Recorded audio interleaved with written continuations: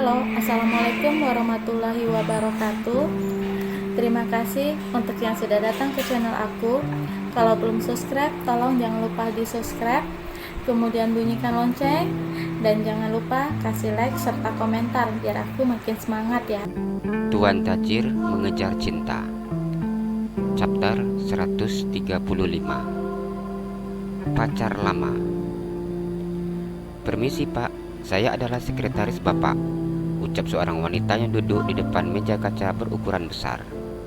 Wanita itu belum mengetahui siapa yang akan menjadi bosnya. Pria yang sedang berbicara di telepon itu memutuskan sambungan teleponnya dan memutar kursinya ke depan. Iya, jawab pria memandang wanita yang duduk di depannya. Pria itu menatap datar wanita yang duduk di depannya. Seorang gadis cantik yang berpenampilan seksi, dengan rambut yang panjang dan lurus. Azam, ucap wanita itu memanggil namanya. Melihat pria tampan yang duduk di kursi berwarna hitam besar itu, membuat dirinya lupa akan statusnya. Apa seperti itu cara kamu berbicara dengan bosmu? Ucap pria itu dengan tatapan tidak suka. Maafkan saya Pak, saya tadi spontan, ucap wanita tersebut.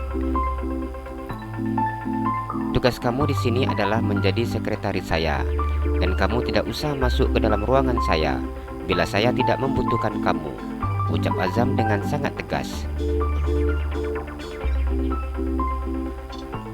Wanita itu hanya tersenyum ketika mendengar apa yang dikatakan oleh pria yang berwajah tampan itu. Apa yang pernah dilakukannya begitu sangat tertanam di hati pria itu. Hingga sampai saat ini, pria itu begitu sangat tidak menyukainya. Apakah aku sudah tidak ada tempat lagi di hatimu? Siska berucap dalam hatinya. Aku akan berusaha mendapatkan cinta kamu lagi, ucapnya kemudian yang tersenyum tipis memandang Azam. Siska merasa sangat senang ketika melihat siapa yang menjadi bosnya. Seharusnya aku tahu bahwa nama bos aku itu Azam Al-Kahfi, sama dengan nama kamu. Tapi aku benar enggak nyangka kalau Azam yang menjadi bos aku, Azam yang pernah menjadi pacar aku, Siska berucap di dalam hati. Silakan keluar, ucap Azam dengan memberi isyarat tangannya. Bila Bapak membutuhkan saya, hubungi saja saya, ucap Siska yang tersenyum. Azam menganggukkan kepalanya. Azam memijat pelipis keningnya. Enggak mungkin aku langsung ganti sekretaris hanya karena mantan aku. Tapi gimana kalau pendekar super aku tahu, ucap Azam ketika mengingat gadis bertubuh mungil yang menjadi kekasihnya. Azam diam sejenak. Azam meminta kepada kepala HRD di perusahaan yang dipimpinnya untuk mencarikannya sekretaris yang memang memiliki kemampuan yang baik. Dan pada saat itu, Azam memutuskan untuk menerima sekretarisnya dengan nilai tertinggi dari semua pelamar. Azam memandang ponselnya yang berdering. Azam melihat panggilan video call yang masuk dari Erika. Dengan sangat cepat, Azam mengangkat sambungan video call tersebut.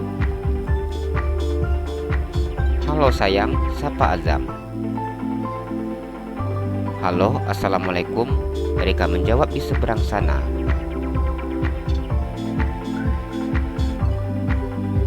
Waalaikumsalam sayang, jawab Azam kemudian. Erika memandang kekasihnya yang begitu sangat tampan dengan memakai setelan jas berwarna hitam. Kekasihnya berpenampilan sangat rapi, seperti bos-bos di perusahaan besar pada umumnya. Ada apa? Tanya Azam. Apa lagi sibuk? Tanya Erika. Azam sedikit menganggukkan kepalanya. Ini hari pertama abang untuk memimpin rapat, ungkapnya. Terus apa abang deg-degan? Tanya Erika. Iya, jawab Azam yang merasakan debaran jantungnya ketika harus memimpin rapat di perusahaan yang baru didirikannya tersebut. Perusahaan ini didirikan atas bantuan abang iparnya, dan di perusahaan ini abang iparnya lah yang menjadi pemilik saham terbesar. Nanti Mas Habibie dan pemilik saham yang lainnya akan ikut rapat, ucap Azam. Erika menganggukkan kepalanya dan memandang wajah kekasihnya yang terlihat sedikit bingung.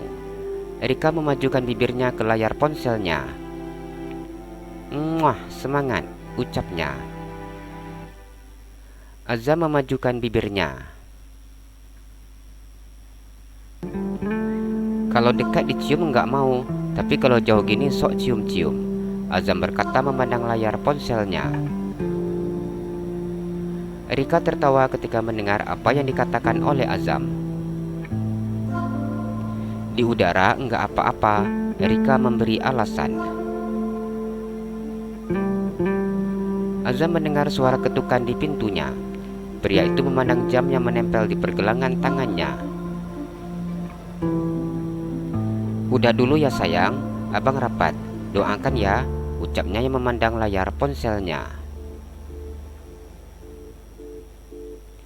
Erika menganggukkan kepalanya dengan cepat. "Semangat," ucapnya yang mengepalkan tangannya ke udara. "Iya sayang, assalamualaikum." "Waalaikumsalam," jawab Erika. Dengan cepat Azam memutuskan sambungan video call dari Erika ketika pintu di ruangannya terbuka. "Permisi Pak, ada tamu," ucap Siska yang berdiri di depan pintu. Azam tersenyum memandang ke arah belakang Siska. Siska begitu sangat senang ketika melihat Azam tersenyum kepadanya. "Mas Habibie masuk," ucap Azam. Habibie menganggukkan kepalanya dan melangkahkan kakinya memasuki ruangan adik iparnya. "Apa lagi sibuk?" ucapnya memandang Azam. "Enggak mas, aku cuma gugup aja," ucap Azam memandang abang iparnya tersebut. "Memimpin rapat pertama pasti buat gugup," ucap Habibie yang mengusap bahu adik iparnya. "Mas Andrew," Azam menyapa pria tampan yang berasal dari Amerika itu. "Ini adalah rapat pertamamu, dan sebagai pemilik saham, aku harus ikut serta," ucap Andrew dengan gaya santainya.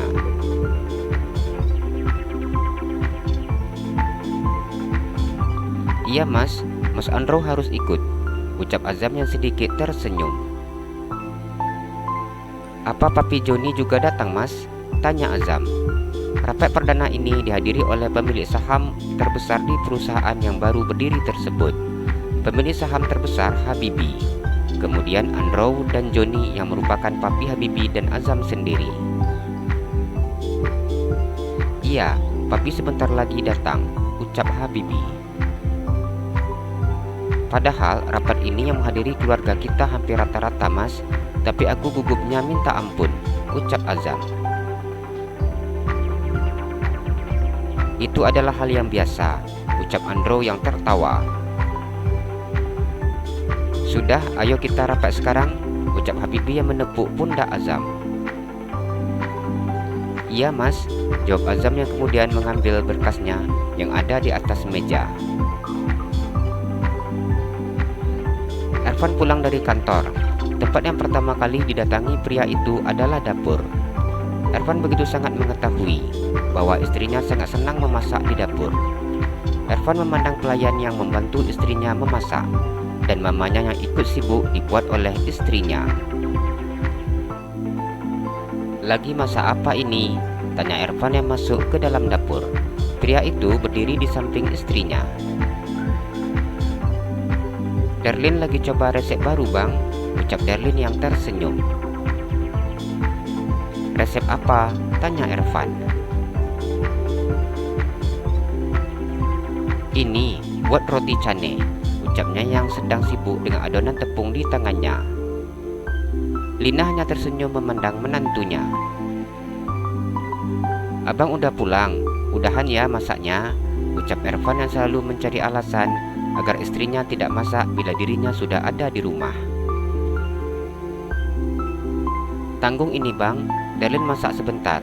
Ini untuk cemilan di kamar." Darlin memberikan pengertian kepada suaminya. Dengan cepat Darlin menyalakan api kompor dan meletakkan adonan yang sudah pipih itu di atas besi seng pipih yang digunakan untuk membakar daging dan martabak telur. Ervan menganggukkan kepalanya dan menunggu istrinya yang memasak roti canai untuknya. Ervan memperhatikan cara istrinya saat memasak roti canai. Ervan begitu kagum melihat cara istrinya yang bermain dengan adonan tepung itu. Setelah menyelesaikan roti canainya, Darlin memasukkannya ke dalam piring berwarna putih dan memasukkan kuah kari dan daging sapi yang sudah dimasaknya terlebih dahulu ke dalam mangkuk. "Abang kirain makan roti canainya cuma pakai gula," ucap Ervan yang memandang kuah kari di dalam mangkuk putih yang dimasukkan oleh istrinya. "Enaknya pakai kuah kari bang," ucap Darlin yang tersenyum.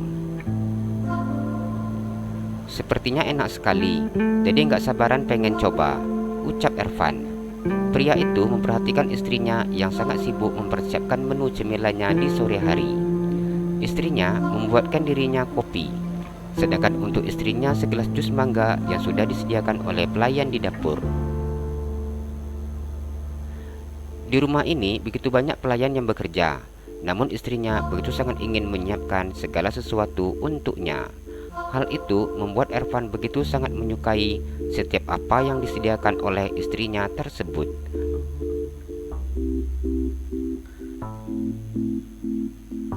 "Mama, rotinya belum jadi selesai," ucap Darlin yang memandang Lina yang duduk di kursi sambil memperhatikannya. "Iya, enggak apa-apa. Sisanya biar bibi aja yang siapkan," ucap Lina. "Mama, Darlin ke kamar ya," pamit Darlin. "Iya," jawab Lina yang tersenyum. Lina begitu sangat lega ketika putranya sudah pulang. Itu artinya menantunya sudah mau disuruh untuk keluar dari dapur. "Sini, biar abang yang bawa," ucap Ervan yang mengambil nampan di tangan istrinya. Darlin menganggukkan kepalanya dan berjalan memegang pinggang suaminya. Ervan masuk ke dalam kamar bersama dengan istrinya. Pria itu meletakkan nampan di atas nakas. "Jadi hari ini anak Dedi diajak Mommy masak roti canai," ucapnya yang mengusap perut istrinya yang sudah membesar. Darlin tersenyum dan menganggukkan kepalanya. Sebenarnya Darlin enggak mau bawa bang si bayi bantuin masak, tapi si bayinya enggak mau ditinggalin, jadi diangkut semua, ucapnya yang tersenyum memperlihatkan deretan gigi putihnya. "Pinter ya mominya kalau ngomong," ucap Ervan yang mengusap perut istrinya. Di usia kehamilan 4 bulan, namun perut istrinya sudah terlihat seperti wanita hamil 6 bulan. "Udah ada gerak-gerak belum?" tanya Ervan setelah mencium perut istrinya. Darlin menganggukkan kepalanya. "Tapi geraknya masih dikit," ucapnya yang terkadang terasa ada gerakan di perutnya. "Iya, kan baru 4 bulan," ucap Ervan. "4 bulan, tapi udah gede banget bang," ucap Darlin. "Namanya juga yang di dalam 3 sayang," Ervan berucap sambil tersenyum menatap wajah istrinya. Pria itu mencium bibir istrinya, pipi kiri, kanan, dan juga kening. "Terima kasih ya udah masakin roti canai untuk abang. Abang buka baju dulu, kemudian langsung deh coba roti canai masakan istri abang yang dibantu 3 bayinya," ucapnya. Dengan cepat Darlin menganggukkan kepalanya. Darlin membantu suaminya membuka dasi dan juga jas. Ervan menggulung baju kemejanya dan mengambil roti canai masakan istrinya. pria itu kemudian memasukkan roti canai itu ke dalam kuah kari. Matanya terbuka lebar ketika menikmati rasa masakan istrinya tersebut. "Enak?" tanya Darlene. "Sangat enak," ucap Ervan yang kembali memasukkan roti canai ke dalam kuah kari dan memasukkan ke dalam mulut istrinya. Ervan memakan roti canai itu hingga habis bersama dengan istrinya, kemudian meminum kopi yang sudah dibuatkan oleh istrinya untuknya.